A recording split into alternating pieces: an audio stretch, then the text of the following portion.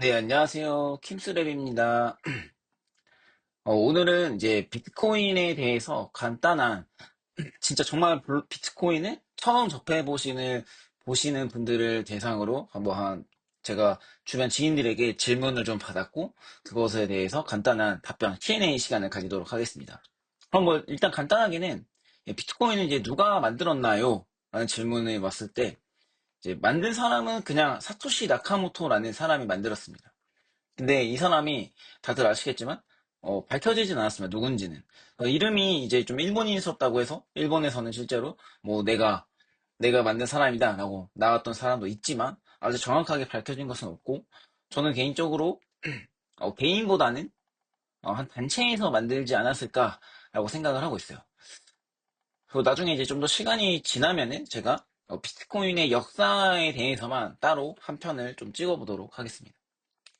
두 번째 질문은 비트코인은 왜 사람들이 사나요? 입니다. 먼저 이제 비트코인을 왜 사냐라는 질문에 대해서는 뭐 호기심 때문에 할 수도 있고, 또 투자에 대한 수단일 수도 있고, 여러 가지 이유가 있을 텐데, 가장 심플하게 답할 수 있는 건 저는, 인플레이션을 방어할 수 있는 유일한 화폐라는 거예요. 지금 여러분들이 한국에서 쓰시는 어떤, 원화, 이제 KRW라든지, 뭐 전 세계 이제 기축통화인, 뭐 달러, 이런 거는 중앙정부, 이제 한국은행도 있고, 미국 중앙은행에서도 있고, 얼마나 발행을 할 것이고, 이런 것들을 정책에 따라서 결정을 하죠. 하지만 이제 비트코인 같은 경우는 발행, 사토시 나카모토가 설계할 때부터 이제 2100만 개로 이게 제한이 되어 있다. 그렇기 때문에 공급이 정해져 있기 때문에 이제 인플레이션 방어할 수 있다는 논리랑 같습니다. 공급의 수가 정해져 있기 때문에 이것을 저희는 디지털 금이라고 부르는 거고, 아래 표를 보시면 제가 인베스트먼트 사이트에서 가지고 온 건데 10년까지만 이제 볼 수 있어서 봤을 때 미국 정부의 달러 유통량입니다. 여기 이제 코로나에서 요 시즌에 이제 엄청나게 발행량이 많아졌죠. 이렇게 발행량이 많아지면은 심플하게 생각했을 때 그냥 가만히 아무것도 주식도 안 하고 코인도 안 하고 어떤 투자도 안 하고 그걸 내가 그냥 예금이라든지 현금으로 들고 있는 사람들의 경우는 공급이 많아졌으니까 당연히 그냥 아무것도 안 해도 가치가 하락할 수밖에 없겠죠. 그렇기 때문에 이렇게 계속 유동성이 많아지는 것은 계속 버블이 끼는 거라고 생각하시면 돼요. 아마 이거에 대해서도 사람들의 제가 이제 반응을 보고 조금 더 딥한 내용으로 하나의 편을 만들어 보도록 하겠습니다. 그리고 이제 탈중앙화된 자유로운 화폐 수단인데 이게 좀 어, 대다수의 분들이 꼭 비트코인이 뭐가 더 좋아라고 했을 때 저는 이분법적으로 생각을 하신 것 같아요. 원화가 없어지고 꼭 비트코인을 쓴다. 저는 그런 개념이 아니라 지금은 다 중앙화된 화폐밖에 없지 않습니까? 그렇기 때문에 탈중앙화된 화폐 수단이라는 것이 하나 더 생겼구나. 네. 그래서 옵션이 하나 더 늘었구나라고 이해하시면 좀 더 이해를 좀 더 편하게 하실 수 있습니다. 그래서 정부나 은행에서 이제 통제에서 벗어난 글로벌 결제 네트워크라는 거죠. 근데 아직까지는 이제 글로벌적으로 좀 쓰기는 어렵지만 이 부분은 제가 이제 스테이블 코인에 대해서 한 번 더 찍을 때 좀 자세히 다뤄보도록 하겠습니다. 탈중앙화된 금융은 그냥 이 중앙에서 관리하는 사람이 없어지는구나 라고 생각하시면 됩니다. 그렇기 때문에 장단점이 당연히 존재할 수밖에 없습니다. 중앙에서 관리를 하면은 여기 어떤 문제가 생겼을 때 이 사람한테 우리가 항의하거나 문제를 제기할 수 있는데 탈중앙화된 곳에서는 이렇게 개인 간 개인으로 연결되기 때문에 누가 관리해주는 것이 없다는 게 또 단점이 될 수도 있죠. 모든 걸 만족시킬 수 있는 시스템이 없고 이렇게 이 두 가지 시스템이 공존하는 생태계가 오지 않을까 와야 된다라고도 저는 생각하고 있습니다. 그리고 세 번째 이제 질문이 비트코인은 투기인가요? 투기 자산인가요? 라고 물어보던데 저는 이제 단기 시세 차익 중심으로 트레이딩만 하는 것은 좀 더 투기에 가깝다고 생각을 하고 있고 투자 자산이라는 것은 이게 어쨌든 뭐 미국 대통령이 지금 이걸 전략 자산에 넣는다 뭐 이런 얘기를 할 정도니 당연히 이제 투자 자산에 들어갈 수 있다라고 생각을 하고 이프만 보시더라도 24년도죠. 24년도에 이제 ETF의 자산 규모가 그레이스케일은 27조 뭐 아무튼 기업 가치가 80조 많이 이제 늘어나고 있습니다. 지금은 아마 25년도 하반기에 가고 있으니까 더 늘어났겠죠. 그렇기 때문에 이제 이 가상자산과 전통금융의 경계가 점점 더 허물어지고 있다라고 보시면 됩니다. 저는 더 이제 허물어지는 게 보면은 최근 이제 미국 주식을 보면은 꼭 이 ETF가 아니라 뭐 이더리움의 보유량을 늘린다, 비트코인의 보유량을 늘린다. 그러니까 그 회사의 어떤 비즈니스 비행과 상관없이 저런 코인들을 매수했다는 소식만으로도 가격이 오르는 걸 보실 수 있을 거예요.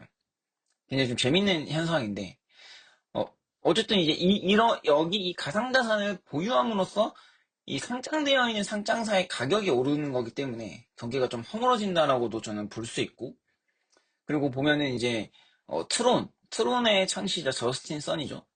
얼마 전 아니고 한두 달 전에 나스닥 상장사를 인수를 해서 그 회사 이름을 트론으로 바꿨습니다. 이 사람은 이 가상자산 트론을 창시하면서 여기서 박- 기존 전통금융에 있는 밖에 있는 어떤 BM으로 돈을 벌어서 이렇게 갖고 왔다는 말이죠.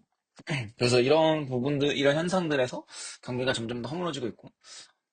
근데 그치만 여전히 이 비트코인을 중심으로 생겨나는 이제 그 외의 모든 코인들을 저희는 알트코인이라고 부르는데, 가치 평가하는 것이 기존 주식회사의 방법과 다르기 때문에 밸류를 평가하는 게 어렵지만, 개인적으로는 이것이 미래의 화폐고 그 이상의 가치를 할 수 있을 것이라고 보고 있습니다. 그런데 이 크립토 자산, 이 가상 자산이라고 부르는 이 모든 것들을 유틸리티, 즉 이용성에 대해서는 여러 도메인에 적용하는 걸 아직까지 생각하기보다는 그냥 심플하게 이건 이제 금융에만 일단 적용이 된다라고 생각하고 계시는 게 마음이 편합니다. 그래서 송금과 결제의 수단으로 일단 써야 돼요. 아직까지는 쓰여지고 있진 않지만 점점 더 써지는 곳들이 많아질 겁니다. 근데 그리고 네 번째 질문인가? 이게 이제 비트코인은 해킹이 가능한가요?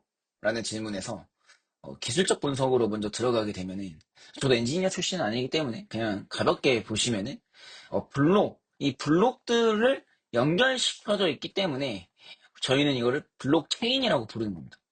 그러니까 블록체인은 기술적 용어이고 비트코인은 이 블록체인으로 만들어진 하나의 뭐 프로젝트라고 좀 이해해 주시면 좋을 것 같습니다. 그러면 이 블록에 이 다음 블록이 생성될 때 이 이전 블록에 해시라는 이 값을 가지고 있습니다. 그렇기 때문에 이, 이, 이 값을 해킹을 하려면은 얘도 바꿔야 되고 얘도 바꿔야 하기 때문에 그 블록체인 자체가 보안성이 높다라고 하는 것인데 여기 안에는 이제 좀 경제적인 이유도 포함이 되어 있습니다. 그러면 아까 이 체인들이 연결이 되어 있는데 어 여기서 저희가 이제 100개라고 쳤을 때 이 51개를 해킹을 하면은 이 값을 다 바꿀 수 있는 구조입니다. 좀 신기하죠? 그런데 이 51%의 블록을 수정하려면은 그 작업을 들어가는 이제 장비나 전력, 자금이 이제 필요하죠. 그게 생각보다 어마어마하고, 그리고 그렇게 해서 해킹을 당하게 되면은 이 생태계가 무너집니다. 그럼 결국 해킹하는 이제 의미가 없다는 거죠. 왜냐면 이제 자산 가치가 떨어질 건데 해킹할 필요가 없잖아요. 그래서 경제적인 이유 때문에도 비트코인은 이제 해킹으로부터 좀 안전하다 해서 기술적인 이유가 두 가지 있고, 그런데 여전히 어쨌든 이 51%의 공격을 받을 연료는 있다라는 거에서 보안성을 100% 안전하다라고 할 수는 없겠죠. 네, 그래서 누군가 악의도 수정할 수 있는 여지가 있습니다. 네, 그리고 꼭 해킹이 아니더라도 이런 채굴풀이 집중화돼서 막대한 영향을 가질 수 있는 거대 개인이 생겨날 수 있는 구조이기도 하고요. 그래서 이제 뭐 비트코인 캐시나 비트코인 SV 뭐 여러 이제 비트코인에서 하드포크 되는 것들이 다 이제 이런 것들을 어떻게 해결할까에 대한 프로젝트가 목적이 맞춰져 있다라고 이해하시면 되고 굉장히 재밌습니다. 그리고 마지막 질문인데 벌써 거래소마다 차이가 있나요?라는 질문도 해주시더라고요. 굉장히 좀 의외였어요. 그래서 이게 처음 아무도 안 해본 사람들은 굉장히 헷갈리구나라고 좀 보실 수 있는데 뭐 거래소마다의 큰 차이는 없지만이라는 의미는 그냥 큰 기능에서 이제 코인을 거래하는 거에 있어서 기능성 차이는 없다라는 말입니다. 그렇지만 이제 유동성이 좀 풍부하고 보안이 높은 거래소를 기본적으로 사용하시는 게 좋겠죠. 그래서 뭐 국내에서는 이제 업비트, 뭐 빗썸, 코인원 이런 게 있고 해외 거래소에는 이제 바이낸스, 뭐 바이비트, 비트게 뭐 엄청 거래소는 엄청 많습니다.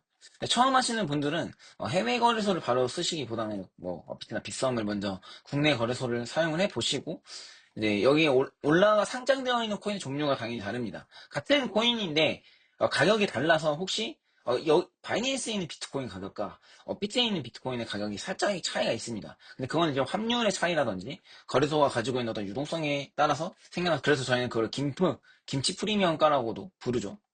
근데 같은 거를 구매하는 거니까 그건 헷갈리실 필요가 없고.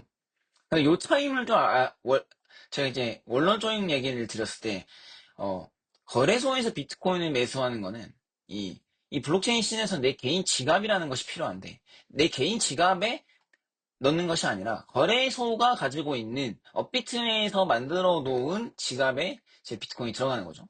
뭐 지갑이 아닐 수도 있습니다. 그냥 이제 이 업비트에서 떻게 관리를 하는지까지는 제가 잘 모르지만 아마 블록체인에서 관리를 하는 것은 아니고 아마 중앙 서버 DB에서 관리를 하는 것으로 제가 알고 있기 때문에 업비트가 해킹을 당하면 제 비트코인이 같이 해킹을 당하는 거기 때문에 이제 자산가 분들 같은 경우는 이제 개인 지갑을 별도로 쓰셔야겠죠.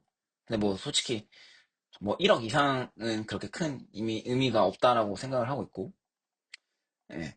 그리고 여기서 좀 더 이제 나아간다면 나중에 탈중앙 거래소도 이용해 보시는 거 추천드리지만 지금 당장은 필요는 없다. 예.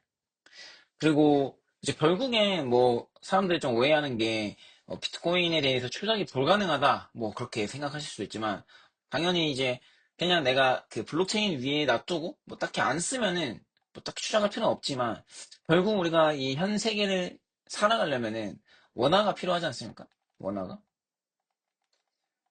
그러면 이제 그 업비트나 빗썸에서 이걸 뽑을 때 KYC라는 걸 해야 돼요. 그러면 이제 내 신분을 증명을 하는 거. 노 6월 이 시가 까먹었는데 아무튼 나 신분을 증명을 해야 되기 때문에 마지막에 이, 이 코인을 원화로 바꾸고 출금을 할 때 모든 자산이 추적되는 구조긴 합니다. 그래서 뭐 생각보다 그렇게 뭐 검은 돈에 쓰이거나 이제 엄청 복잡하게 하면 할 수 있겠지만 뭐 그렇게 녹록하진 않다라고 생각하시면 되겠습니다. 일단 오늘 질문 질의응답은 여기까지 하도록 하겠습니다. 감사합니다.